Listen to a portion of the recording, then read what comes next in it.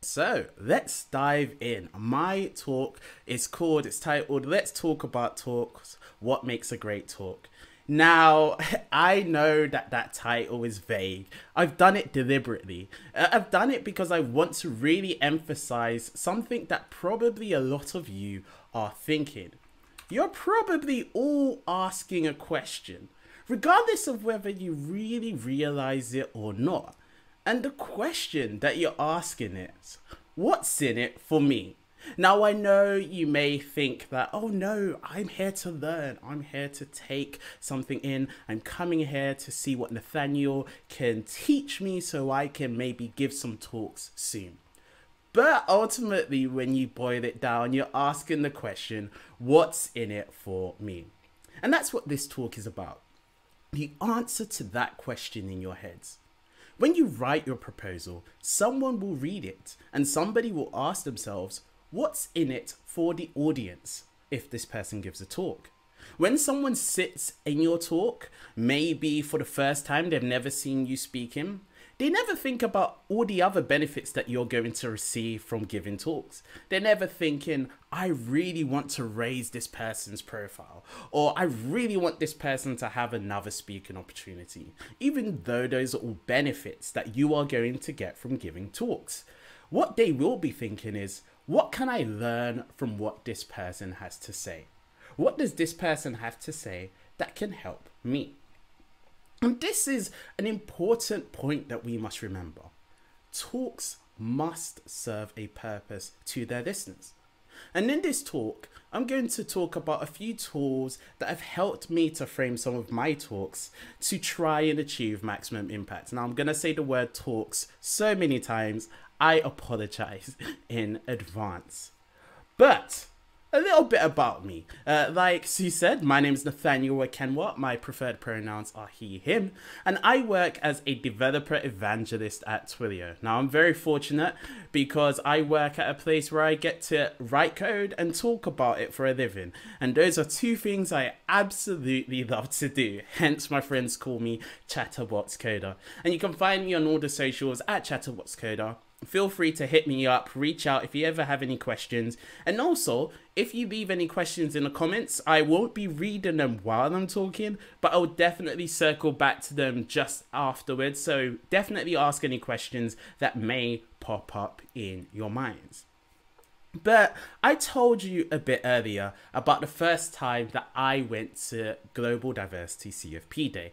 It was in 2019, and I remember it was in the Nexmo offices actually, and I remember going to it and meeting a lot of people and learning about so much and writing my first talk proposal, and it was for this talk. I went and re-watched it on YouTube.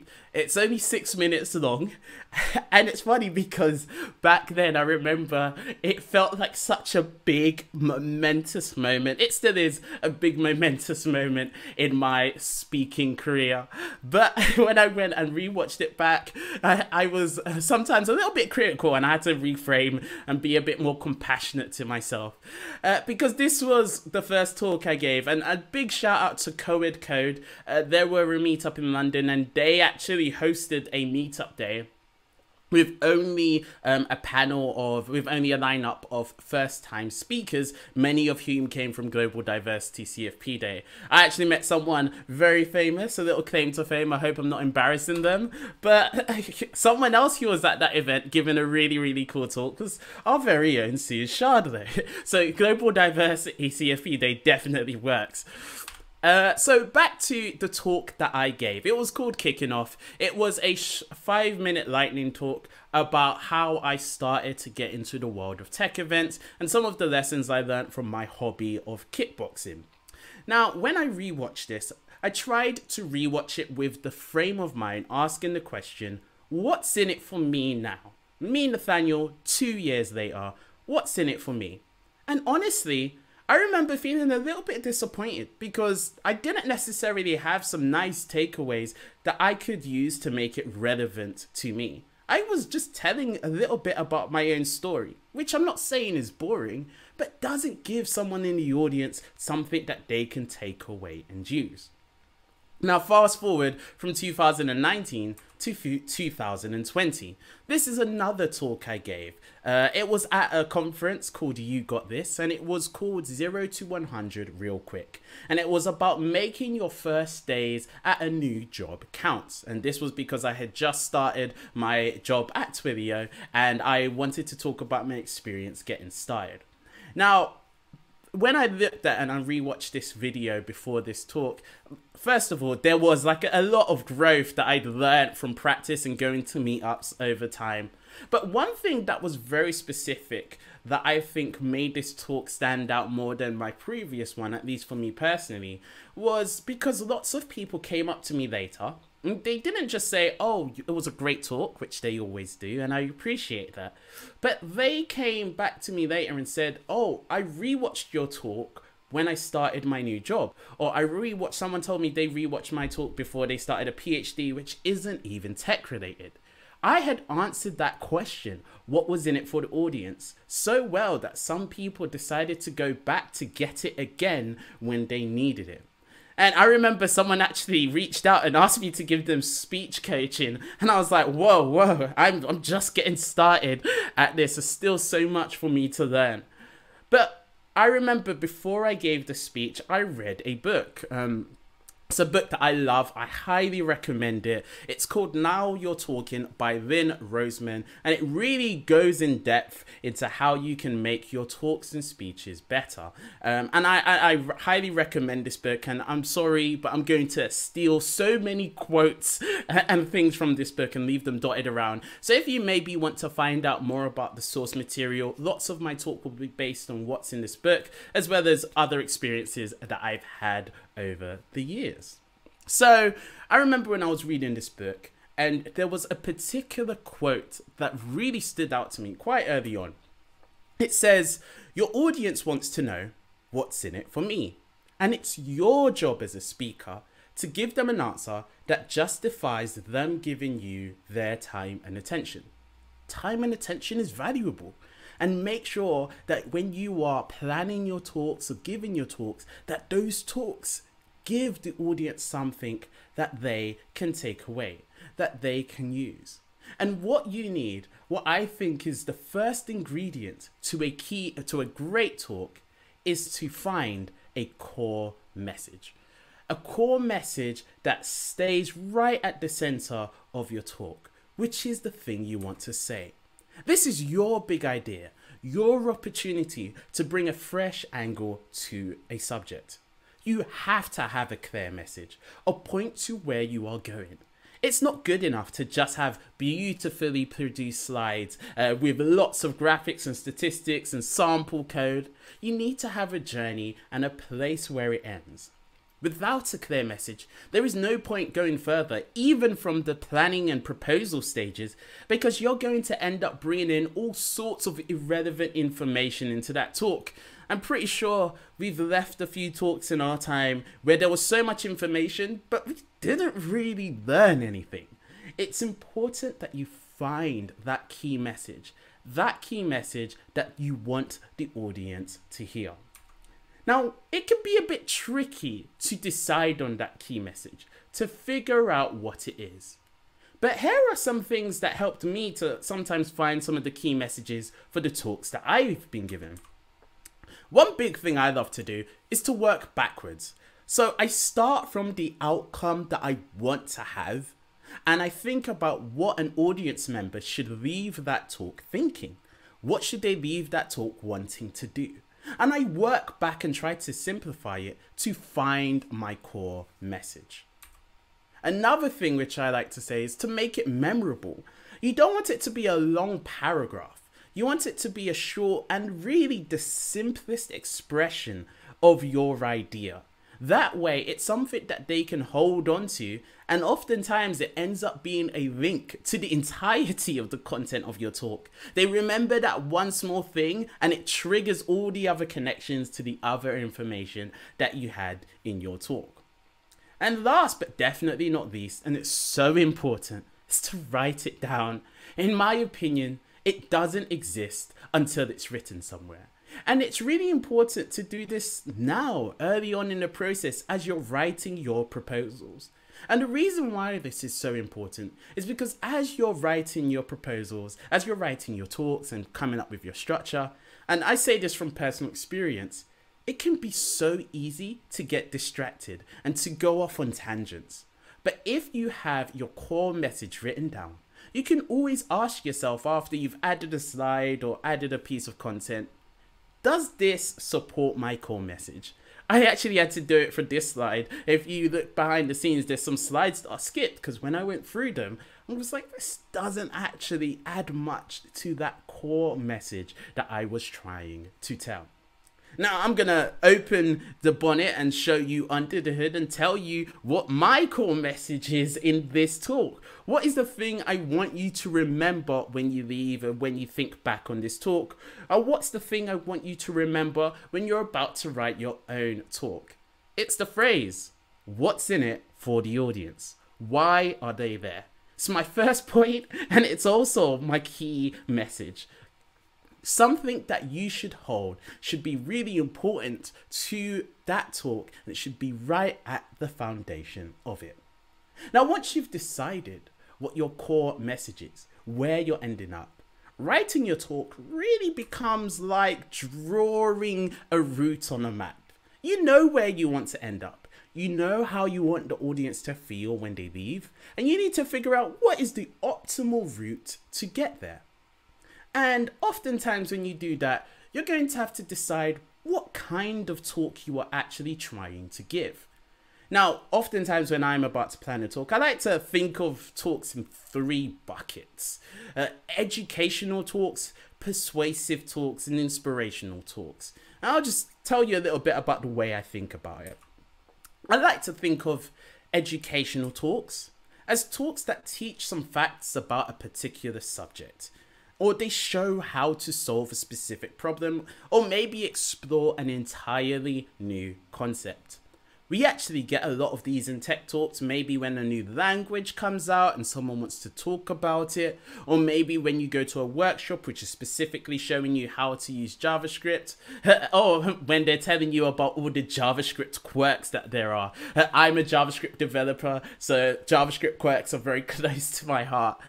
But the goal of an educational talk is that you want the audience to know something, to have something in their knowledge that they didn't have right at the start. The other talk, persuasive, is an attempt to convince someone to change from their current behavior or attitude to a different one, to do something differently. And this talk, you often go with talking about maybe the way it was done before, a better way to do it, and you really want the audience when they leave to go and do that thing in this new way. And inspirational talks. This one was the trickiest one for me to really define, even though I kind of know what it feels like. It shares a vision of a desirable future, and it stimulates or motivates action towards creating that future. I like to think of it as it hits the goal of giving the audience the feeling of being empowered to do something. They leave that talk and they're like, wow, I can do this and I will. Now, you may be thinking, and a lot of you may have come across talks where they're a mix of multiple different types of those categories. Yeah, they educate, but they also persuade you about this thing they've just educated you about. Or maybe you're persuaded and inspired to go and make that change. Well, that's because it's a spectrum. This is an RGB color wheel. We use it a lot when we're doing CSS, and you have 3 numbers, red, green, and blue. And all of those 3 numbers, when you combine them in different variations, make all of these different colors. Now, you can take those 3 categories and use them as a spectrum and decide, I want this talk to be very educational with a splash of persuasiveness and a tiny dash of inspiration. Or maybe it might be the other way. I want it to be really inspirational, not necessarily teaching them something new, but inspiring them to go and change the way they do something. And that's totally fine. Remember, once you have your key message, you need to decide What is the action? What is the takeaway or the thing you want the audience to do afterwards? And that can really help you to decide where you're going and how you're going to get there. Now, I know there's going to be a talk later on how to structure your talk, so I'm not going to go into this in too much depth, but definitely remember to ask yourself, what am I telling my audience and what action do I want to invoke or inspire? Now, the second ingredient that I want to say that I think is great in a good talk is to connect with your audience. Now, I love this gift because it sparks joy when I see it. Oh, and it sparks joy in what should be a really annoying situation. Have you ever been there where you're trying to do some work or you're trying to get online and the internet connection drops out? And it sucks unless you're distracted by the dinosaur. But unless you connect and engage with an audience, you might as well be talking to yourself. Connection gives an audience a desire to listen to you. They become hooked and they're curious to know more. Your audience becomes more receptive to your message and they are predisposed to remember and act on what you share with them. And most importantly, I think it creates an enjoyable experience for both the audience and the speaker. And I would love to highlight the talks about caring about your audience because that is so key in order to connect with them. So definitely pay attention. I know you will, but definitely watch out for those talks when they come up. But how do we connect? Well, the first thing is to know your audience. So do some research. What kind of people will be at the event? And what kind, not just what languages do they know, but do I know anything more about them? Maybe I can watch previous talks and see what kind of talks the people were receptive to. Another thing you should do is try and find some common ground. What do you and your audience share? For example, I have some common ground with each and every one of you. I claimed to Global Diversity CFP Day to become a better speaker, both back in 2019 and even today when I watch all the other talks. And that's what you're here to. We have some common ground. We can connect. And those connections really enable you to get that key core message across. And really, when we think about connections, it really boils down to one word: empathy. The ability to understand and share the feelings of others. Another thing which I loved from the book that I read is they spoke about when you shift your focus and don't focus on, oh, I want to be a good speaker, but you think about delivering good content to your listeners and sharing something that you care about that will help them. You are making your talk about giving value. And I love this quote: when you do that, speaking becomes an act of generosity. Not something for you, but you giving something to others. So it's so important that you find that core message and then you connect with your audience to make sure you deliver it in the best way for them. And remember to own your voice. Now, you're probably going to hear this phrase at some point today: be yourself. But what does that even mean? Now, we all have speakers we admire, and it's so easy to think, I wish I could speak like that, or I wish I could give talks and write talks just like that. Look, my speaking crush is Juan Simmons, and trust me, if you haven't heard of him, look him up. He has some amazing talks. But if you just try to copy what other people do, it would be like impersonating or being a copy of someone else. When you have so many unique experiences and valuable insight that only you can bring. And this brings us to this struggle: authenticity versus performance. Now, it's not one or the other. It's really a balance of both. Because giving a talk, it's not about a performance in the way that an actor performs a parenting character as someone else. As a speaker, we really want to do the opposite. We want to be ourselves and put out our own ideas and our own identity. Now, we still want to put the best version of ourselves, and we may use some performance tips to make sure we can deliver our authentic self best, but we need to balance both. Now, as you write talks or you think about writing talks and you take in all that you learned today, make sure that your talks still reflect your authentic self, your ideas, your perspective, your experiences. All of these are so important and bring your unique take that we desperately need to hear. So don't leave them at the door. I love this quote by Judy Garland, the actor, who said, always be a first-rate version of yourself instead of a second-rate version of somebody else. No matter how good an actor is, nobody can play you better than you. So bring you to the table. And this kind of brings me towards the end of my talk. But what are the key takeaways that I really want you to remember? It's to find a core message. Figure out what your big idea is. Connect with your audience. Learn about them. And find some common ground. And own your voice. Bring your authentic self to the table. And if you do these three things, you'll be able to build the foundations of a great talk. Now, you may be thinking these are all things that I should be doing on stage, but these start from the first time you think about writing your talk down, or you think about planning that talk. You need to figure out what you're trying to say. You need to figure out who you're trying to say it to, so that you can make sure you deliver it in the best way. And you need to bring yourself and all your experiences with you so that we can enjoy the awesomeness that is you. And if there's anything I want you to remember for today, just remember this phrase, what's in it for me? As you write your talks, sit down and pretend you're the person sitting in the back of a dark room, you're a bit tired, and someone comes up to talk, give a TED talk, or maybe you're on Zoom and you're a bit Zoom fatigued and someone's giving the talk. Think about yourself asking the question, what's in it for me? And make sure you can create a talk that answers that question. Thank you so much for listening. I know that was quick. It feels like it flew by.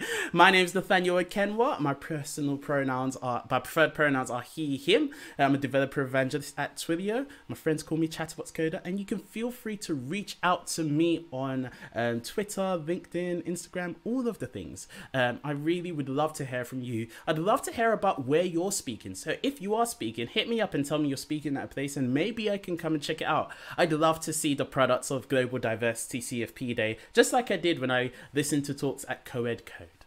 But thank you so much for listening, and I hope you were able to enjoy it.